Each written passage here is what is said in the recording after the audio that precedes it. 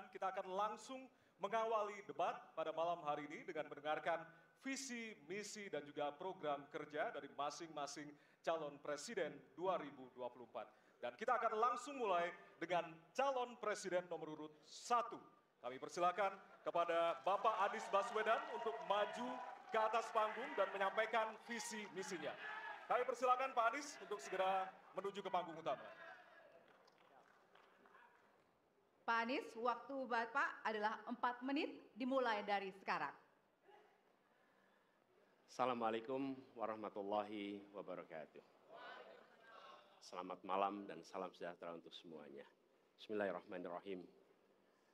Negara hukum menempatkan hukum sebagai rujukan utama untuk memastikan hadir rasa keadilan, memberikan kebermanfaatan, dan memberikan kepastian kepada semua. Ini harus dipegang teguh oleh pemegang kekuasaan, baik yang di puncak dan seluruh jajaran. Tapi apa yang terjadi? Banyak aturan ditekuk sesuai dengan kepentingan yang sedang memegang kekuasaan. Apakah ini akan diteruskan? Tidak. Ini harus diubah. Ini harus dikembalikan.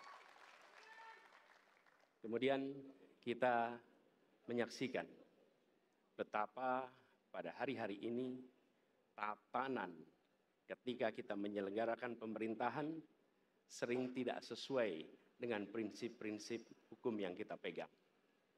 Karena itulah kami melihat perubahan ini harus kita kembalikan.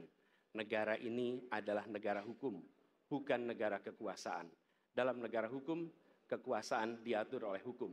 Dalam negara kekuasaan, hukum diatur oleh penguasa, dan kita tidak menginginkan itu terjadi. Pada saat ini, kalau kita lihat hukum itu harusnya tegak begini. Inilah hukum. Dalam kenyataannya, dia bengkok. Dia tajam ke bawah, dia tumpul ke atas. Dan kondisi ini tidak boleh didiamkan, tidak boleh dibiarkan, dan harus berubah. Karena itu kita mendorong perubahan. Mengembalikan hukum menjadi tegak kepada semuanya.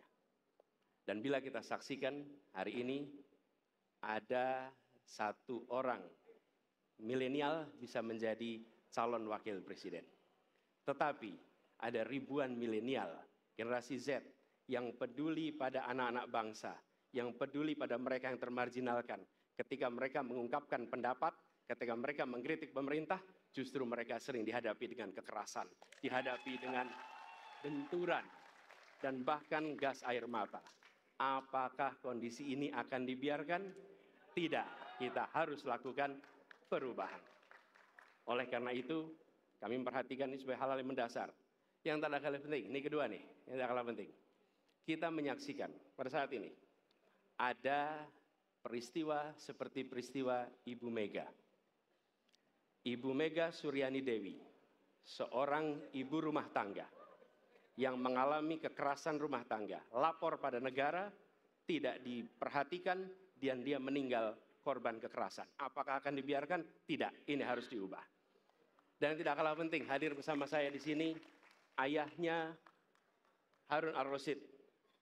Harun Ar-Rasyid adalah anak yang meninggal, pendukung Pak Prabowo di Pilpres 2019 yang menuntut keadilan pada saat itu. Protes hasil pemilu. Apa yang terjadi? Dia tewas sampai dengan hari ini tidak ada kejelasan. Apakah ini akan dibiarkan? Tidak. Ini harus dibiarkan. Karena itu, kami mendedikasikan diri. Hadir untuk memberikan komitmen bahwa dari puncak sampai ke bawah, kami akan tegakkan hukum pada siapa saja. Kami kembalikan marwah kehidupan bernegara yang menempatkan hukum sebagai tempat yang paling tinggi. Dan ketentuan itu berlaku kepada semua, termasuk ketika menyangkut urusan ASN, menyangkut urusan TNI dan Polri. Terima kasih. Assalamualaikum warahmatullahi wabarakatuh.